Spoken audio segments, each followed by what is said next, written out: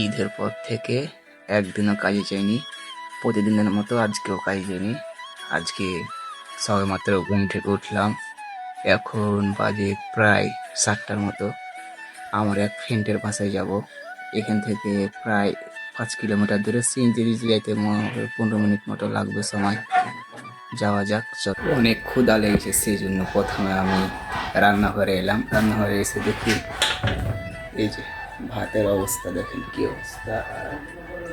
এই যে ডাউলের অবস্থা, খাওয়া যাবে না, সেরকম ভাত নাই এবং দুপুরের খাবার আছে।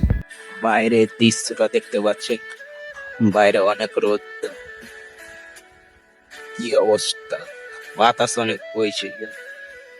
আমাকে ফ্রেন্ডের বাসা যাওয়ার আগে অল্প কিছু খেতে হবে, পেটে অনেক ক্ষুধা, সেজন্য আমাকে প্রথমে একটি বাঙালি দোকানে যেতে হবে। অবশেষে এক বাঙালি ভাইয়ের দোকানে আইলাম এবং একটি রুটি নিলাম। তারপর খাওয়া শুরু করলাম। প্রবাসের মাটিতে কিছু সস্তা বাজে রুটি পাওয়া যায় মাত্র বাংলা টাকায়। রুটির দাম 25 টাকা। রুটি খেয়ে আমি বাইরে এসে পড়লাম এবং গাড়ির জন্য অপেক্ষা করতে লাগলাম। গাড়ির জন্য অপেক্ষা করতে করতে অবশেষে আমি একটি গাড়ি পেলাম এবং আমি একটি সিএনজি গাড়িতে উঠে পড়লাম। সিএনজি প্রায় ঝড়ের গতিতে চলতে লাগলো। সিএনজিতে যেতে প্রায় 15 মিনিটের মতো সময় লাগবে। আফ্রিকা গরিব একটি দেশ হতে পারে, কিন্তু মাশাআল্লাহ আফ্রিকার রাস্তাঘাটগুলো দেখতে অনেকটাই সুন্দর। 2 লেনের 2 পাশের রাস্তার দৃশ্য দেখতে অনেক সুন্দর লাগছে, আর সকালের মনোমুগ্ধকর পরিবেশ। অবশেষে সিএনজি থেকে নেমে আমি হাঁটা শুরু করলাম।